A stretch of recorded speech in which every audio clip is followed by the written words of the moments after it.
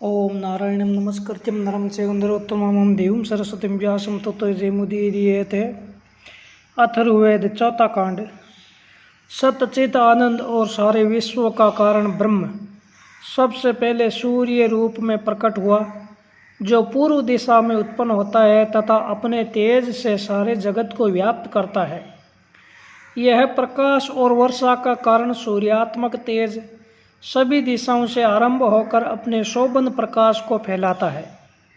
सत और असत के उत्पत्ति स्थान के ज्ञान का तथा धरती आकाश आदि का ज्ञान प्रकट करने वाला वही सूर्यात्मक तेज है। संपूर्ण जगत को उत्पन्न करने वाले पिता प्रजापति ब्रह्म हैं। उनसे प्राप्त और नाद रूप में सभी प्राणियों में व्याप्त वाणी सारे संसार के व्यवहारों की स्वामिनी है। ये प्रथम शब्द से वाच्य सूर्यात्मक तेज अचार्थ ब्रह्म को स्तुति रूप में प्राप्त हो। इस प्रपंच के कारण हितकारी एवं निरावरण ज्ञान से सारे जगत को जानते हुए जो देव सर्वप्रथम उत्पन्न हुए, वे इंद्र आदि सभी तत्वों के जन्मों का वर्णन करते हैं। प्रथम उत्पन्न देव ने सबके कारण रूप ब्रह्म के मध्य भाग से, नीचे भाग से और ऊपर वाले भाग से वेदों का उद्धार किया। इसके पश्चात देवों को हवि के रूप में अन्न मिला। सूर्य के रूप में सर्वप्रथम उत्पन्न हुए देव आकाश में कारण रूप में तथा पृथ्वी में सत्य रूप में स्थित है, एवं उन्होंने धरती व आकाश को अविनाशी रूप में स्थापित किया। धरती और आकाश को व्याप्त करके वर्तमान उस प्रथम देव ने धरती और आकाश को स्थापित किया। वे इन दोनों के मध्य में सूर्य के रूप में उत्पन्न हुआ तथा आकाश और पृथ्वी को संसार की रक्षा के लिए धरती और आकाश अपने स्थान पर स्थिर है। प्रजापति ने उन्हें निराधार प्रदेश में धारण किया है। नीचे गिरने की आशंका से भयभीत धरती और आकाश के मध्य विद्यमान वे प्रजापति रोए थे, इसलिए इन दोनों का नाम रोदसी हुआ। जिस प्रजापति का आकाश में स्थित मार्ग वर्षा के जल का निर्माण करता है, हम हवि द्वारा उन प्रजापति की पूजा करते हैं।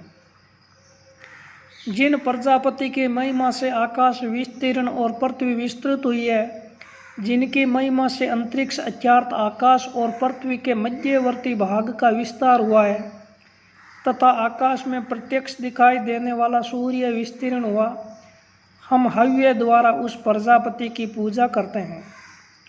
जिस प्रजापति देव की महिमा से हिमालय आदि सभी पर्वत उत्पन्न हुए हैं, सागर में सभी सरिताएं जिसकी महिमा से समा जाती है, पूर्व पश्चिम उत्तर एवं दक्षिण चार दिशाएं जिस प्रजापति की भुजाएं हैं, हम हवि के द्वारा उसकी पूजा करते हैं।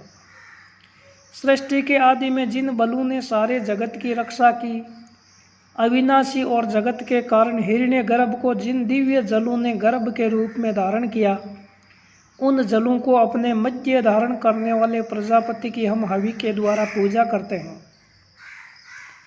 सृष्टि के आदि में हिरण्य गर्भ उत्पन्न हुए तथा उत्पन्न होते ही सभी प्राणियों के स्वामी हो गए। उन्होंने इस धरती और आकाश को धारण किया। हम हवि द्वारा उन प्रजापति की पूजा करते हैं। ईश्वर के द्वारा सबसे प्रथम निर्मित जलों ने हिरण्य गर्भ को जन्म देने के लिए ईश्वर के वीर्य को धारण किया। उस उत्पन्न होने वाले प्रजापति के उल्ब अत्यार्थ गर्भ को घेरने वाली झील स्वर्णमयी थी। हम हव्य द्वारा उस प्रजापति की पूजा करते हैं।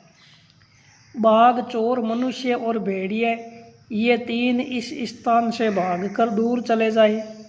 जिस प्रकार सरिताएं गूढ़ रूप में बहती है, उसी प्रकार बाघ आदि भी दिखाई न दे। वनस्पतियों के अधिष्ठाता देव जिस प्रकार वनस्पतियों में छिपे रहते हैं, उसी प्रकार बाघ आदि भी लुप्त हो जाएं। बाघ आदि के जो शत्रु है, वे उन्हें दूर भगा दे। जंगली हिंसक पशु भेड़िया हमारे चलने फिरने के मार्ग से दूर चला जाए। चोर भेड़िए से भी अधिक दूर चला जाए। दांतों वाले, रस्सी के आकार वाले एवं दूसरे की हिंसा करने वाली सांप के अतिरिक्त अन्य हिंसक प्राणी भी हमारे संचरण मार्ग से दूर चले जाए। हे बाघ, मैं तेरी दोनों आंखों और मुख को नष्ट करता हूँ।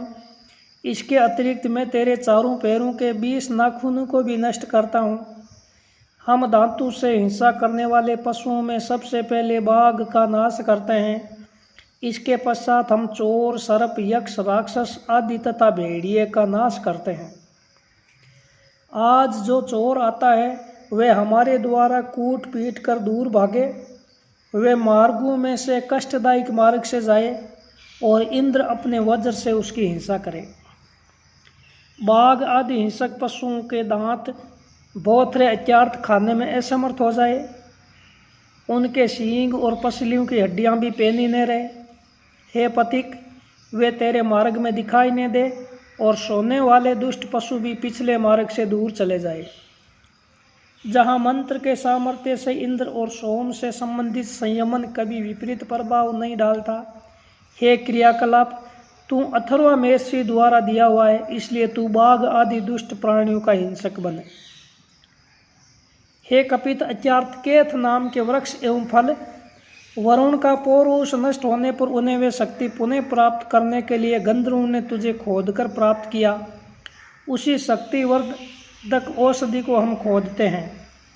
सूर्य पत्नी उषा शक्तिशाली वीर्य से युक्त हो तथा सूर्य देव उसे उत्कृष्ट वीर्य संपन्न करे। मेरा यह मंत्र भी शक्तिशाली हो तथा जगत के सृष्टा प्रजापति देव भी इसे अपने बल वीर्य से उन्नत करें।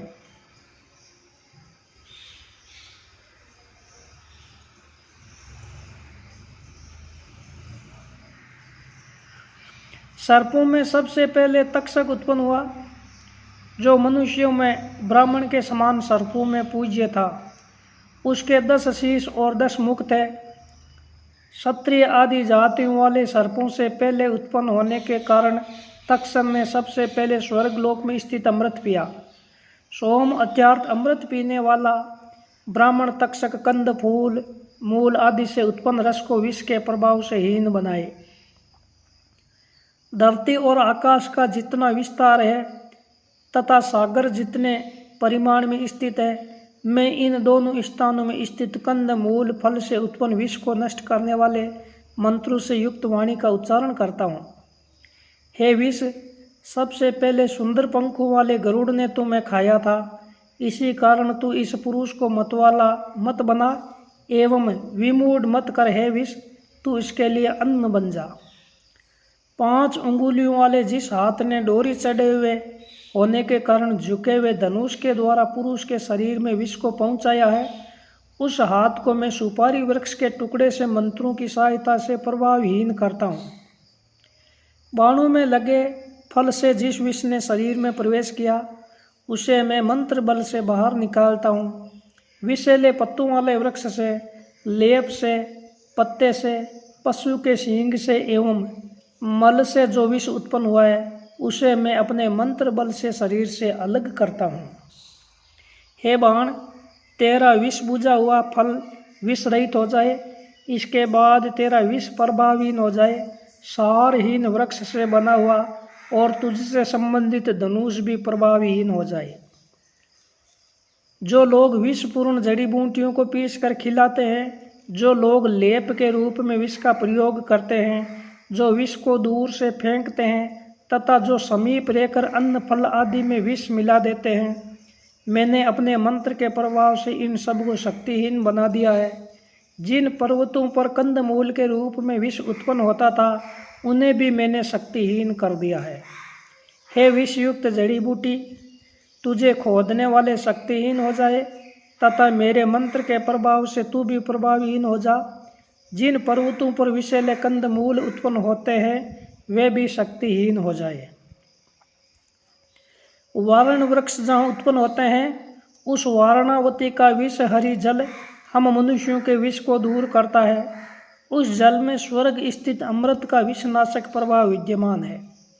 इस कारण मैं उस अमृतमयी जल से तेरे कंदमूल आदि से उत्पन्न विष को दूर करता हूँ।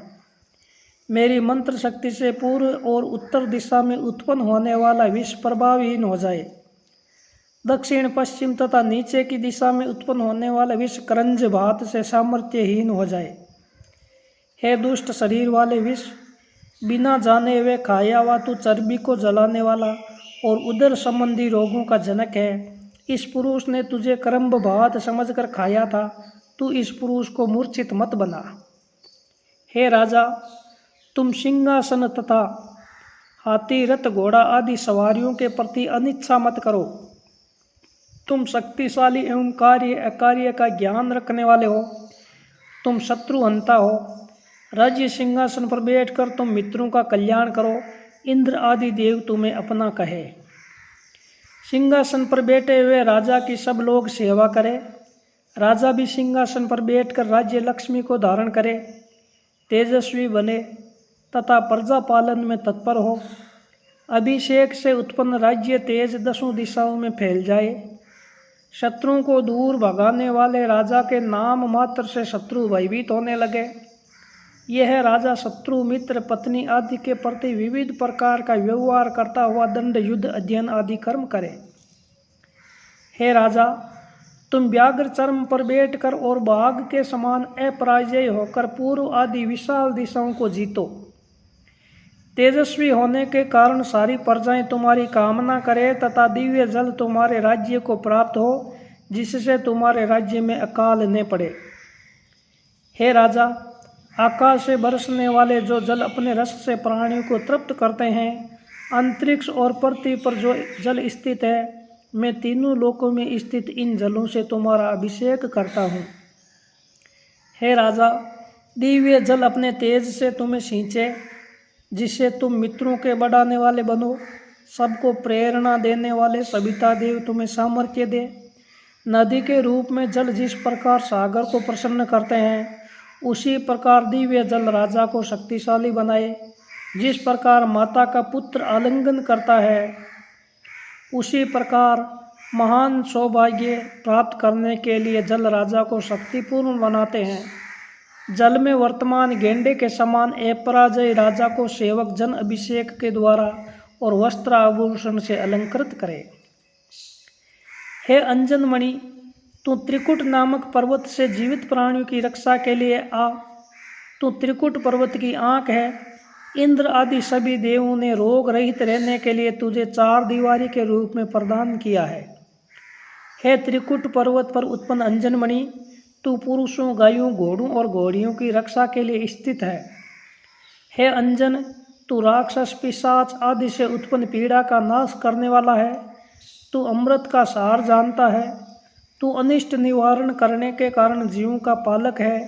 तू पांडु रोग से उत्पन्न कालेपन को दूर करने वाला है। हे अंजन, तू जिस पुरुष के शरीर के सभी अंगों और अंगों की संधियों में प्रवेश करके व्याप्त होता है, उसके शरीर से तू यक्ष्मा रोग को इस प्रकार दूर करता है, जिस प्रकार शक्तिशाली वायु मेघों के जल को क्षण मात्र में दूर ले जाती है। हे अंजन, जो पुरुष तुझे धारण करता है, उस तक दूसरे के द्वारा प्राप्त किया हुआ पाप नहीं पहुँचता है तथा दूसरे व्यक्तियों द्वारा किए गए अभिचार से उत्पन्न कर्त्या नाम की राक्षसी भी उस तक न पहुँचे। कर्त्या से उत्पन्न शोक भी तुझे प्राप्त न हो तथा विघ्न भी उस तक न पहुँचे। हे अंजनमणि, अभिचार संबंधी बुरे मंत्रों से उत्पन्न दुख से, बुरे सौपन से प्राप्त दुख से, पुनर्जन्म में किए हुए पाप से, दूसरे के द्वारा किए हुए पाप से, दूषित मन से तथा दूसरों के क्रूर नेत्र से हमारी रक्षा करो। हे अंजन, तेरी महिमा को जानता हुआ मैं यथार्थी कहूँगा, असत्य नहीं बोलूँगा। तुम्हारा दास बनकर मैं घोड़ा, गाय एवं जीवन को प्राप्त करूँ। कठिनता से जीवन रखने वाला ज्वर, सन्निपात और सर्प का विष, ये तीन दास के समान अंजन मणि के वश में है। अर्थात अंजन मणि इनके विकार को दूर कर देती है। पर्वतों में सब में प्राचीन त्रिकुट तुम्हारा पिता है। हिमालय पर्वत के ऊपर के भाग में त्रिकुट नाम का पर्वत है। वहाँ उत्पन्न अंजन वृक्ष सभी राक्षसों और सभी राक्षसियों को नष्ट करे। हे अंजन, तो मनुष्यों के द्वारा चाहे त्रिकुट पर्वत से संबंधित कहा जाता है अथवा यमुना से संबंधित, तेरे त्रिकुट और यमुन दोनों ही नाम कल्याणकारी है। तू अपने दोनों नाम के द्वारा हमारी रक्षा कर। वायु से उत्पन्न, अंतरिक्ष से उत्पन्न, बिजली से उत्पन्न, ज्योतिमंडल के ऊपर के स्थान से उत्पन्न तथा स्वर्ग से उत्पन्न शंख पाप हमारी रक्षा करे। शंख पाप से हमारी रक्षा करे। हे शंख, तू प्रकाशित होने वाले नक्षत्रों के आगे वर्तमान होता है तथा सागर के ऊपर वाले भाग पर जन्म लेता है। हम तेरे द्वारा राक्षसों और पिशाचों को पराजित करते हैं। हम मणि के रूप में प्राप्त शंख से रोग और सभी अनर्थों के मूल अज्ञान के साथ साथ दरिद्रता को भी पराजित करते हैं। सभी उपद्रवों का विनाशक और स्वर्ण से उत्पन्न शंख पाप से हमारी रक्षा करे। शंख पहले स्वर्गलोक में और उसके बाद समुद्र में उत्पन्न हुआ, नदी के उद्गम स्थान से लाया हुआ तथा स्वर्ण निर्मित शंख और शंख से निर्मित मणि हमारी आयु वृद्धि करने वाली हो। समुद्र अथवा आकाश से उत्पन्न मणि शंख का उपादान है, अर्थात मणि से ही शंख का निर्माण होता है। यह मणि निर्मित शंख बादलों से बाहर निकलते सूर्य के समान दमकता है। शंख से निर्मित यह मणि हमें देवों और असुरों के भय से बचाइए। हे शंख, तू स्वर्ण, रजत आदि भास्वर द्रव्यों में प्रमुख है, क्योंकि तू अमृतमय चंद्रमंडल से उत्पन्न हुआ है।